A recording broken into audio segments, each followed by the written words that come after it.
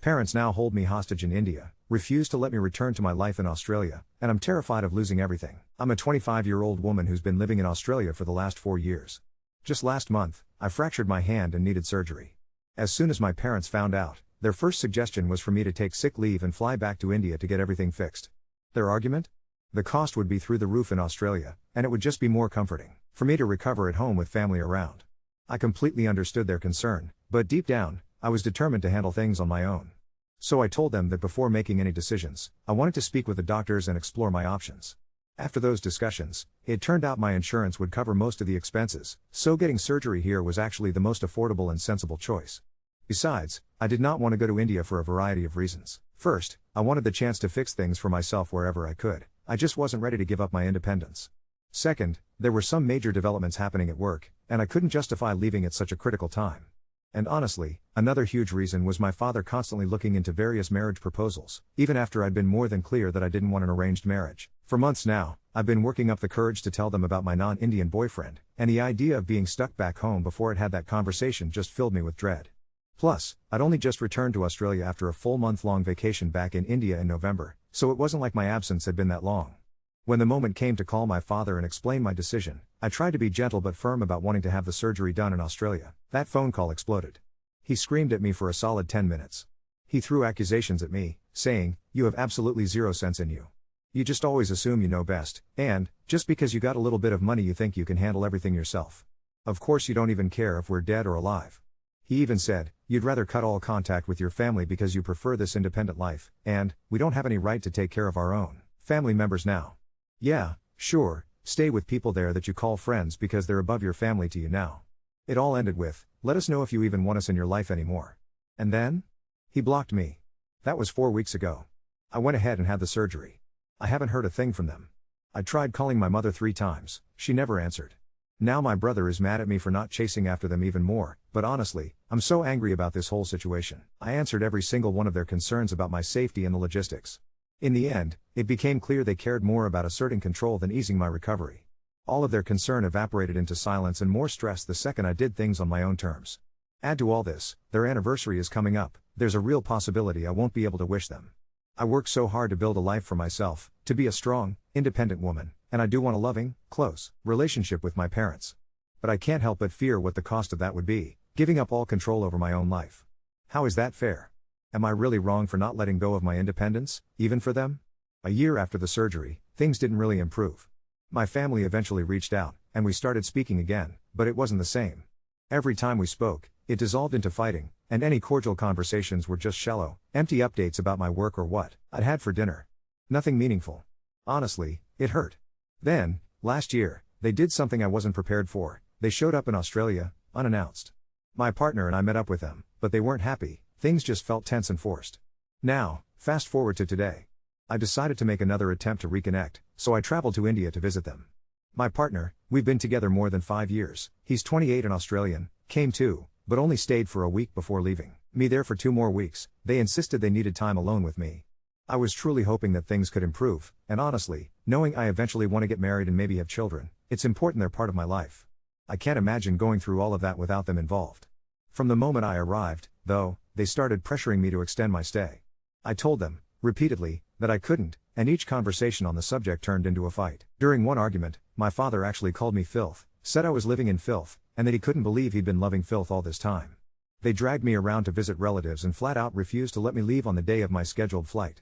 I ended up in tears so many times, trying to reason with them, but their plans always took priority over mine. Now, they're saying I'm not allowed to return to Australia because, in their eyes, I've become a negative influence and they're supposedly worried about me. According to them, my Australian chapter is closed. They're adamant that I'm staying in India, and honestly, I'm scared. I don't know what to do.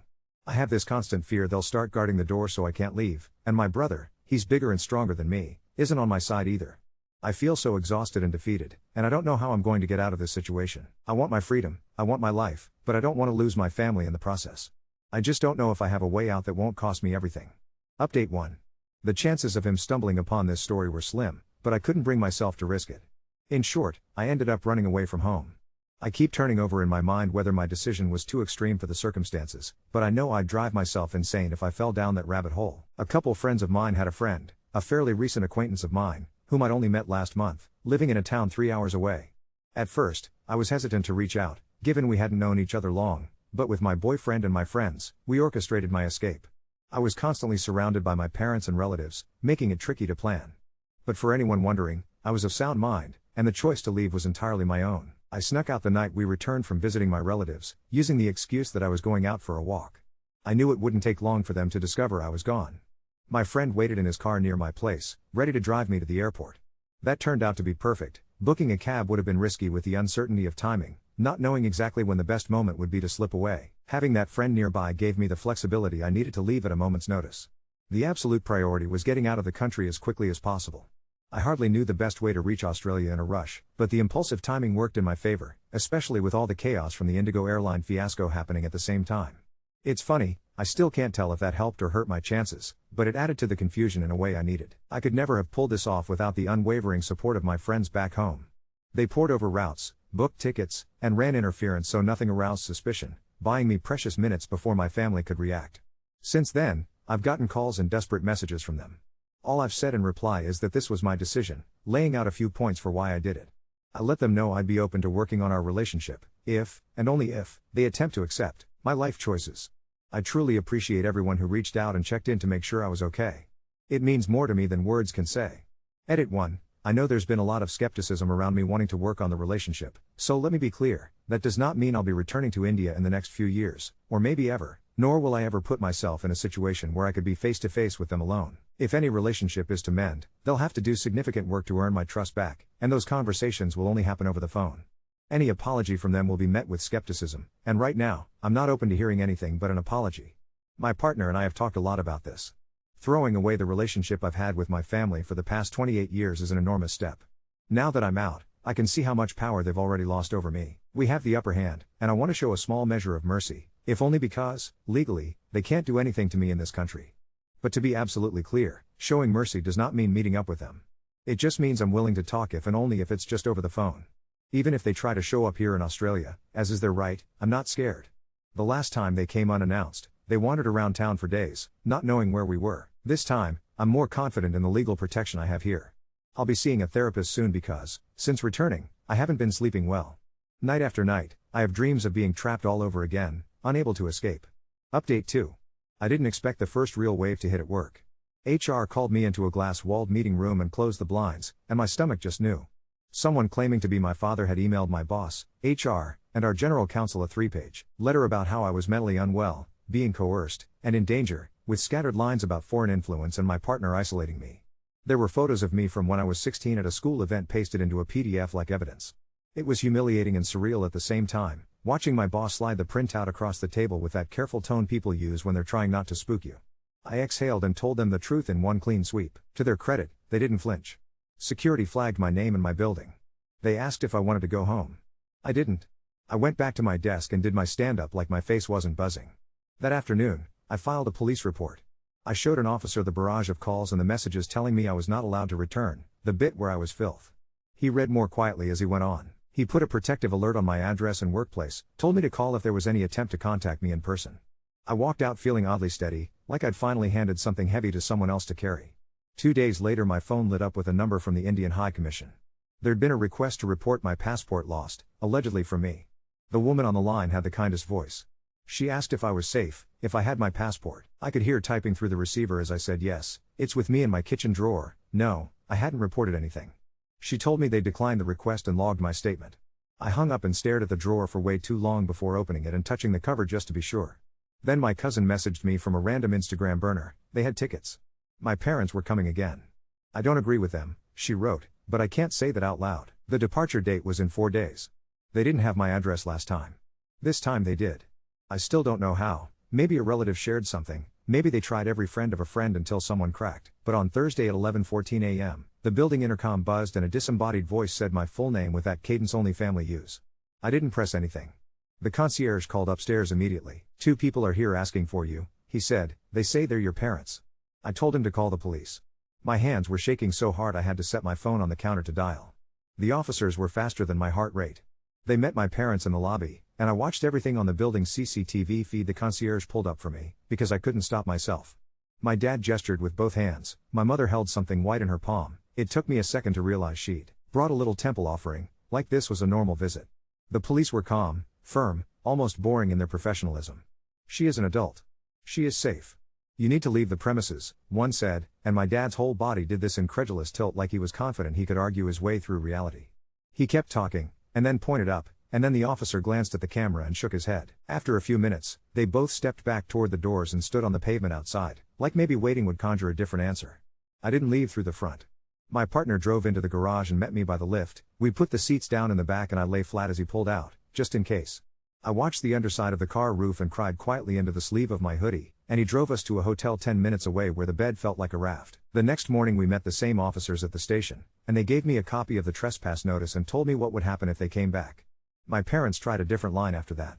They went to my partner's parents' house. They knocked for 5 minutes straight, then left a letter in plastic under the doormat addressed to the people who have destroyed our daughter. My partner's mom took a photo, slid it into a Ziploc, and handed it straight to the police. They tried my work again, security walked them out again. When the river ran out of banks, my mother left me a voice note from an international number I didn't recognize. She started with my childhood nickname, then she said, in this small voice I hardly know, I am sorry I called you that word.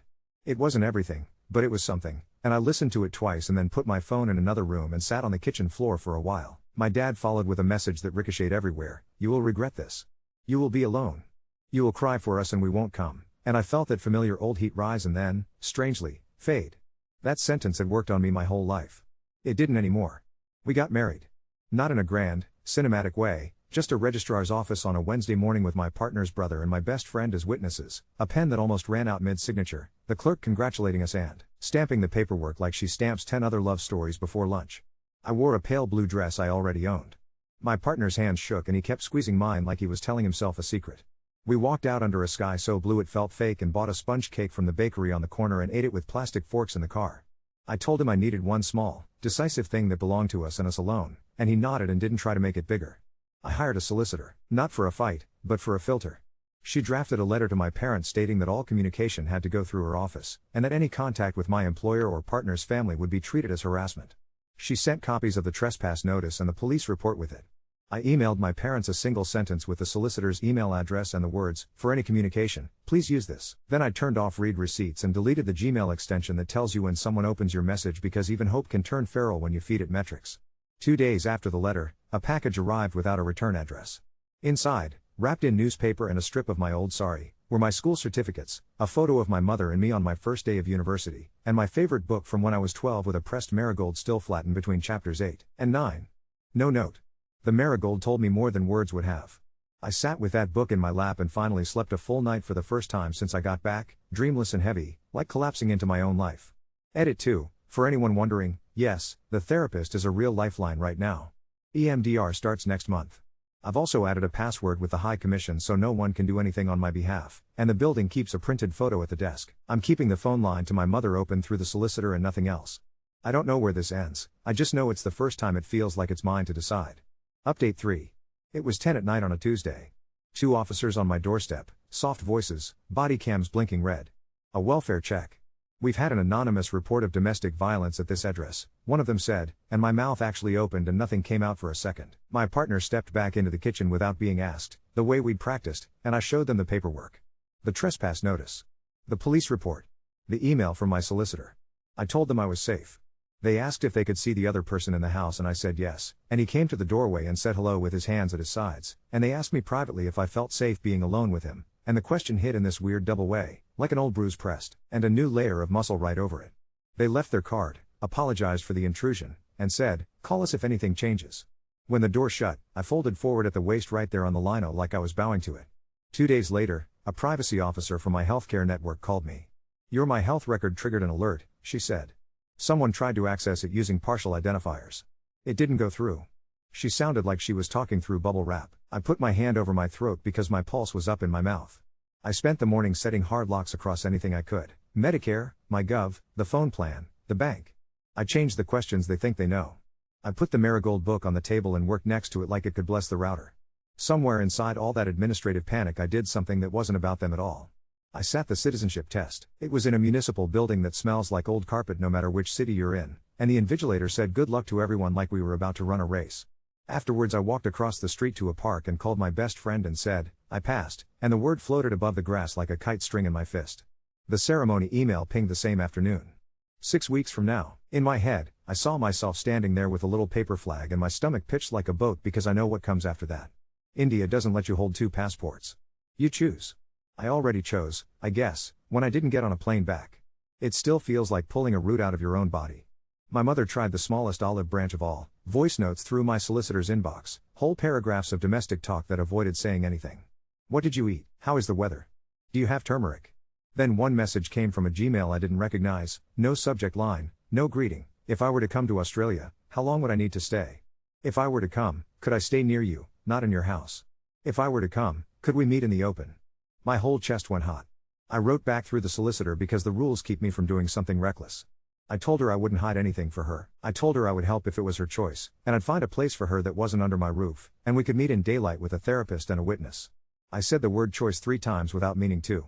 We spoke to a migration agent the next day. He had the exact voice you want someone like that to have: calm, slightly boring, expensive. Visitor visa, he said. Strong ties to India usually help. Employment, assets, family commitments. I laughed abruptly at that last one and then apologized so fast it hurt my teeth. He said sponsorship and funds from my end wouldn't hurt. He said to expect questions. He said it's possible. 2 hours after we submitted the application, my mother disappeared off the map. Blue ticks stopped overnight. Her phone rang and then cut off. My partner watched me cycle through every state a body can carry in one afternoon: brutal calm, shaking fury, a cold that started in my knees and crawled up. At 10 p.m., there was a call from an unknown Indian number and she whispered, "I am at Mossy's. I am okay. Your father broke the Wi-Fi box. I will go to the place for fingerprints tomorrow." I didn't ask about the box. I told her I was proud of her for getting somewhere safe, and then the line cut like someone had taken scissors to it. In the middle of all this, a man in his 60s found me at a cafe after work and sat down at my table like he had a booking there. He used my nickname. He said he was sent by my father's oldest friend, and my vision narrowed until there was just his mouth moving. He talked about duty and community like he was reading off prayer beads. "He loves you," he said, "and I heard you will regret this," hiding right next to it. I stood up. I said I didn't take meetings that weren't in my calendar, and I walked to the counter and told the barista I felt unsafe, and she looked over at him one beat longer than I thought she would and then asked him to leave. He tried to smile at me on his way out, like we were all being terribly dramatic. I sent my solicitor his photo from the security camera still in the time and place, and she wrote the briefest email I've ever seen, the kind that makes your shoulders drop because someone in your corner knows exactly how to stand there. My father found a new crack to pour himself through. And fur in India accusing my partner of inducing me. I know what that means in their language. It arrived as a PDF attached to a one-line email from a cousin I haven't heard from in 7 years. It was laughably wrong on simple facts: my birth date, my employer, and my solicitor said the words jurisdiction and frivolous and do not engage, but the night after I read it my brain woke me at 3:11 a.m. and held me underwater until morning. I have never hated the past tense like that before. Then a small, extraordinary thing: my mother's handwriting, on actual paper, in my mailbox, a recipe card for sambar, oil spotted at the edges, and a note that said, "If you use the small mustard seeds and not the big ones it will not taste like your childhood." I cooked it the same night. It tasted like a door I knew was locked from the other side and still put my ear to. Today, we got the biometrics confirmation. Her fingerprints taken, her photo captured in that terrible fluorescent light every government building seethes in. There was a stamp on a receipt and a time. She wrote, "They did not ask me questions." It went quickly. She is still at Mossy's. She wrote, "He called me 22 times. I did not pick up." I put the phone on the bed and went to the kitchen and cut beans. I read that sentence 3 times like it was scripture. I don't know if the visa will be granted. I don't know if she'll make it through an airport. I'm not flying back, and I won't put her in my living room like a spark in Tinder, but I'm sitting here with a ceremony date on my calendar and a line through my old surname on a form, and the book with the marigold open on the table, and somewhere across the world my mother is slicing beans into a bowl and not answering the phone. That is as much of a miracle as I have seen in my life so far. Update 4.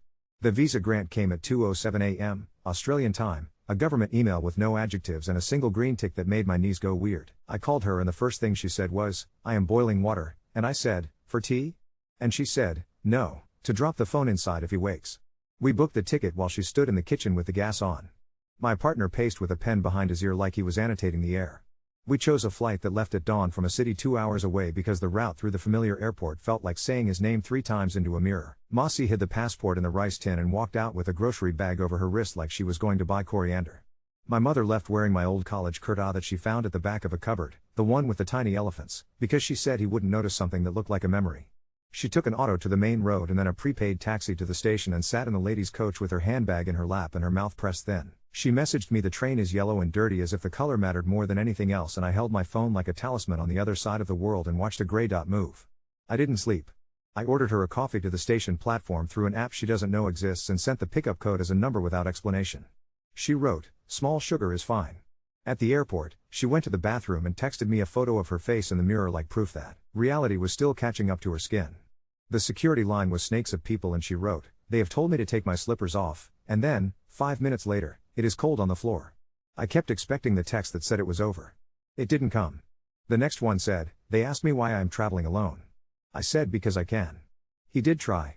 My brother called and said, "You're killing her," and then, softer, "He's on his way to the airport," and I felt my ribcage contract around my lungs like a fist. We changed the boarding gate only in our heads. It wasn't a movie. There was no last-minute dash. My mother queued, and then she stepped forward when it was her turn. At the immigration desk, she slid her passport under the glass. The officer looked at her face, then the screen, then stamped. The sound of it went through me like a gavel. I didn't go to the airport here. We've learned the hard way that my face in public is a lighthouse and a target. My partner's mom met her with a paper bag of mandarins and a little bottle of moisturizer because the air on planes takes all the water out of you. They went straight to the service department we booked 2 suburbs away, window on a car park, kitchenette just big enough for 2 people to stand and pass a spoon back and forth. I didn't go there either. We met the next afternoon at a park near the library, the kind with a duck pond that smells faintly of algae and sausage sizzles on Saturdays. A therapist sat on a bench with us, a woman with neat hair and a notebook that she didn't write in for the first 10 minutes. My mother cried like a leak, steady, no theatrics, and then she wiped her face with the heel of her palm like there was a countdown on it. She touched the edge of my sleeve and said, "Pale blue," and I realized she remembered the dress I wore to the registry office without my telling her. She had brought me bangles wrapped in tissue paper and I didn't take them. I told her I was here, not there, and that we would do this slow and outside and daylight only. She nodded. She said, "I thought your cheeks would be thinner." It was such a ridiculous sentence that I laughed out loud and then covered my mouth like that was a sin. We did 3 sessions in 5 days. She didn't say the word apology. She said, "I did not protect you," and then flinched like the sentence had teeth. She said, "He believes as if belief is a piece of furniture that can't be moved." I told her that belief is not jurisdiction. The therapist kept asking us to say I statements and my mother kept hiding inside we until the 4th time, when she said, very carefully, "I do not want to go back to that house," and I felt something unclench in the back of my jaw I didn't know I had been clenching for 28 years. He called 27 times the first day she was here, 19 the next. He tried a different number and then a different. He called Mossy's landline and my cousin's office and a man from the society committee. He left a voice note that started with "You are my wife" and turned into "You are an ungrateful," and then he swallowed whatever word he meant to say because even he knew what happened last time he let it out. We sent everything to my solicitor. She replied with the same 5-line paragraph she's used like a metronome, and the rhythm of it calmed me. My citizenship ceremony was on a Wednesday morning in a community hall that smells like damp carpet and school concerts. They gave us tiny paper flags and a handshake and a potted native with a plastic label stuck in the soil. My partner squeezed my hand so hard my ring pressed a crescent into my skin and I liked the ache of it. I said the pledge and thought about the first night back when I lay flat in the car so my father wouldn't see me through a windscreen and something inside me said, "See?" We walked out into a wind that made the flag flutter against my wrist. I went home and filled out the form to surrender my Indian passport. I booked the appointment. I put the Marigold book in my bag like a witness. He found a new angle to be furious about. "You have become foreign," he wrote, like it was a diagnosis. "You are dead to us," he wrote, like he was a priest. Then, 20 minutes later, "Send your mother back." The switch between those 2 tones was so familiar it felt like the inside of a drum. I didn't write back. I took my passport to the counter at the High Commission and watched a man with a hole punch bite neat circles into the blue cover while my thumb rested on the corner. I thought it would feel like loss. It felt like removing a bandage that had been stuck to me for too long. He sent men again. Not to me this time, to the service department. The concierge called me before the knock even landed because I told them the whole story in one breath when we checked her in and the woman behind the desk had put a post-it under the keyboard that said "No keys without ID." 2 men in suits, older, polite in that particular way that hides a wedge. They said they were family friends. They said there was an emergency. My mother stayed on the phone with me with her voice as quiet as a lit match. My partner called the police and gave the address like he was reading out our own names. The officers came like time finally starting again. "You are trespassing," they said. "She is an adult. She does not wish to speak to you." The men stood on the pavement after, exactly the way my parents had, as if asphalt could negotiate. My brother texted me for the first time in months to say, "He is not sleeping," and then, 5 minutes later, "I am not either," and I typed and deleted 3 different answers before I sent, "You can choose 2. He didn't reply. 2 days later, he sent a single photo, the living room at home, the Wi-Fi router smashed like a small white bone on the floor. Under it, "I will send Mossy to stay with Dadi." I stared at that and tried to remember the last time he had made a decision without asking for permission. We tried cooking together once, at the service department. I brought the samber card she'd sent and she rolled her eyes at the oil stains like someone else had been sloppy. She stood at the little stove and put the mustard seeds in the pan and said, "Listen," and they pop like rain on a tin roof. She used the small ones. It tasted exactly like my childhood until it didn't. We ate sitting on the bed because there was only one chair. She looked at my face like she was trying to map it to the baby and then the teenager and then the woman she hadn't allowed herself to see. She said, "When I go back," and I let her say the next words all the way through. I did not fill the silence with no. "When I go back," she said, "I will not be there when he comes home. I will go to Mossy and then to the bank." She said it in the same voice she uses to tell me to reduce the flame. As if the steps were clear and small and ordinary in hers. We didn't see him. He didn't make it to the ceremony. Either he didn't know where and when to be, or the miracle was simply that the world did not bend around his plans this time. I sleep now like the bed is nailed to the floor. I keep the plant they gave me by the window. It is the kind that grows slow. My mother walks to the library each morning and sends me photos of books she cannot borrow because she is a visitor, the spines all standing up like a choir. We meet in parks and cafes with chairs we can both see the exits from. We say choice until it starts to feel like a noun you can hold. Tomorrow we go to a notary so she can sign some papers that mean nothing to him and everything to her. She flies home in 9 days. We will not let her stay longer. That isn't mercy, it's a fuse. She will go back and pack what is hers, and I will keep the line open but not the door, and he will do what he does and we will do what we do, and somewhere in between those two machines there is a thin strip of air that feels like a new country. I have never been so careful with a thing I can't see.